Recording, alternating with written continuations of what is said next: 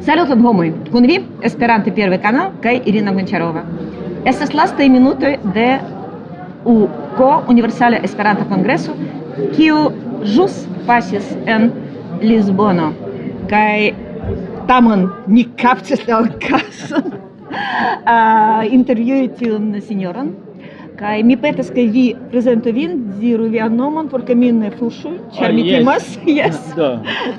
Kompreneble, mia nomo estas Ajevi, kaj mi venas de Togolando, precize el Afriko.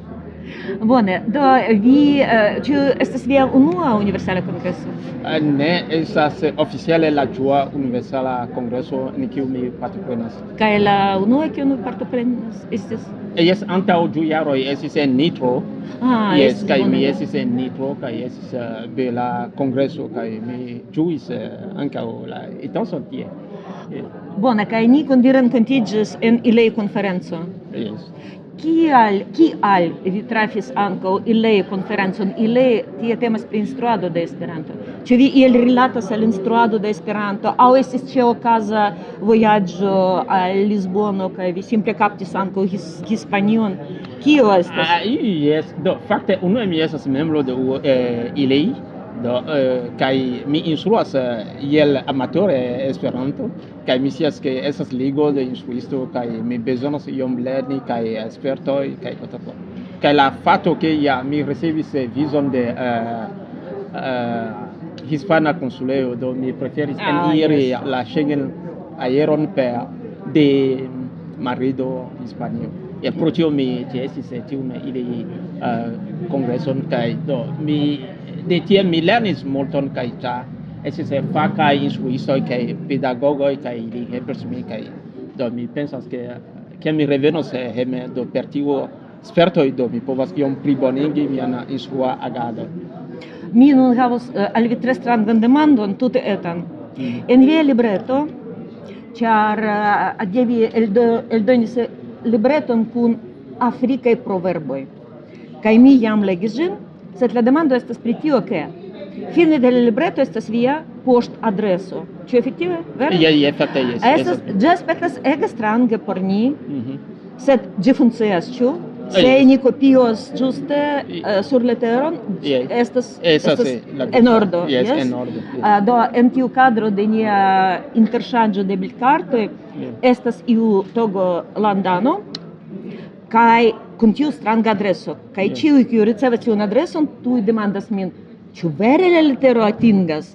Do tial mi demandas, ĉu jes estas en ordo. Yes, fakte tio en Togolando aŭ parte en afrikaj landoj estas tiu nomo de la stratoj kaj kotoko, kaj tion oni faras. Oni havas en poŝtoficejo estas iu kesto kun tiu numero, kaj tie la homo mem, la posedanto, poste iros serĉi la korespondaĵoj, kaj tiel funkcias. Bone, en ordo. Gravas, ke la poŝtaĵoj venu atingu vin. Bone, do vi menciis instruadon. Vi al kiuj kategorioj de homo instruas?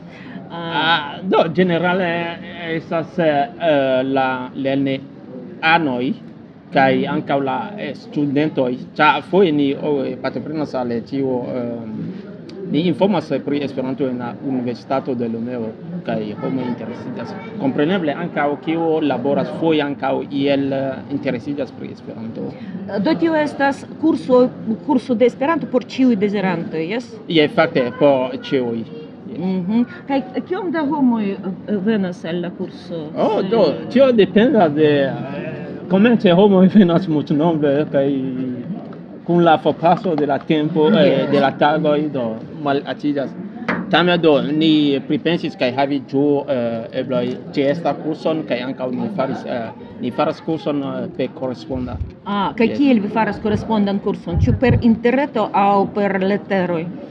Yes, do estas du aspektoj de tio. Unu estas per letero, ĉar ni donas taskon, la persono mem ricevas kaj hejme laboras kaj redonos kaj ni korektos. Yes. Alia estas ke do ni petas al la homo, se jam havas bazan informo en Esperanto, do li skribas leteron kaj ni korektas tiel maniere ankaŭ ni contribuas. Do malofte per interreto, ĉu? Yes, do en Afriko iom pagi por interreto kaj Yes. foto ne facilas por multaj Yes. personoj. Kaj ni preferas retan Yes. agadon. Yes. Bone. Kaj en Togolando kiom da esperantistoj estas laŭ via? Do, mi Taxi. ne povas diri ekzaktan nombro, tamen mi scias ke la nombro aŭ aliĝo ĉiu estas ĉirkaŭ 500 personoj kiu pli malpli aktivas. Kaj estas ankaŭ en la lando kelkaj kiu ne aliĝas al la landa asocio, do kvankam ili estas esperantistoj.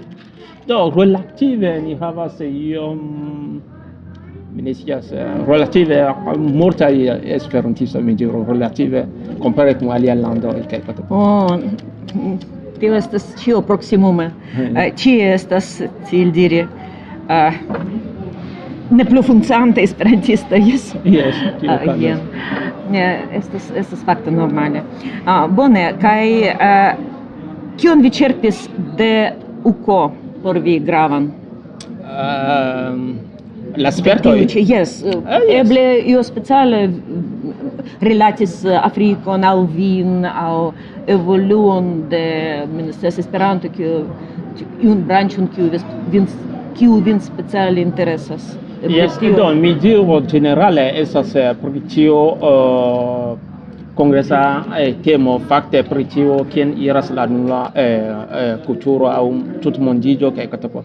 Do mi intervenis en la unua debato kaj mi pensis ke laŭ mi estas granda afero ke esperantistoj iom klopodas elpaŝi publike pri tiu diferenco inter mi diru la lando kiu estis kolonigitaj kaj kiu estas en Afriko kaj alia kiu ekzemple Portugalo havis kolonio en Afriko. Do ili jam klopodis iom pritrati tiun rilato ĉu bone kiel plibonigi tion kaj do mi pensas ke tio estas vera bona aspekto kiu mi ege ŝatis. Ĉar homoj fakte ne volas paroli pri tiu tempo en kiam eŭropaj landoj havis kolonio en Afriko kaj iom maniere aprudis multaj aferoj. Do necesas paroli pri tio afero por iom lerni en ĝi por bone konstrui la venontaj la nova generacio. Por forpreni psikologian pezon, homoj devas iri renkonten unu al la alia, sed ne pensi unu, sed paroli alia pro ĝenteleco. Do ni devas multe priparoladi problemajn aferojn por lasi ilin malantaŭ ni en la historio. Jes, kompreneble, tio gravas kaj jam mi ĝojas ke esperantistoj komencas fari tion elpasi en tiu direto. Ĉar necesas lerni en la pasintaĵoj kaj pli bone konstrui la estonteĉon. Yes, bonege. Do, ni havas ankoraŭ unu minuton kaj dum tiu minuto pri kio vi ŝatus paroli? Penso. Do mi pensas, unua afero do pli kaj pli ni vidas ke en Esperantujo ni komencas paroli pri ebla UKO en Afriko. Do vidu ke ni estas en la tria UKO en tie kaj neniam okazis en Afriko kaj nun oni komencas paroli pri tio kaj estas plano por tio, laboro por tio. Estas tute grava afero. Ĉar kontribuo Afriko ankaŭ al Esperanto komunumo mi pensas ke ankaŭ gravas por havi tiun universala statuso tutmondan statuson. Kaj do mi esperas ke flanke de Afriko ni laboros sufiĉe por vere meriti tion por prepari aŭ pratigi bonegan kongreson kaj ke ankaŭ flanke de aliaj uea kaj kotopoli kunlaboros kaj tiam ili povas eble iamaniere kompreni ankaŭ la diversaj aspektoj de la kulturo en Afriko. Ĉar necesas tiu fizika kontakto, esta viva kontakto inter homoj por pli bone interkonatiĝi kaj fari komunan aferon. Kaj mi pensas ke Esperantujo estas vera ideala kadro por tio. Kiel bone. Do Ŝajne estas bona noto por fini, bedaŭrinde jam fini Do. nian intervjuon. Do. Jes, kaj mi kore dankas vin, Ne, dankige. kaj mi ĝojas, ke ni kaptis unu la alian Yes, en kaj. lastaj minutoj Yes. de tiu varmega Universala Kongreso. Yes, kaj mi konsentas kun vi, ke estas iom fama ankaŭ. Kaj mi deziras al vi bonegajn impresojn kaj novajn spertojn interesajn, utilajn dum IOKO. Yes, dankon. Krome nia kun vi scias, ke IOKO okazis jam en Afriko kaj Yes. plej verŝajne tio jam estas paŝo al UKO. Yes, estas iom da sperto Kompreneble. kaj do tutkore ni deziras al afrikanoj, al afrika kontinento bonegan UKOn laŭeble baldaŭ kaj anticipe fortiĝi. Yes, la movado. Kaj ni volonte venos, Yes, ĉar jam ni dankon. tute ne konas Afrikon. Yes, dankon pro tiu ega subteno. Yes. Yes. Bone, do Yes. ĉion plej bonan kaj ni diru ĝis. Do, ĝis.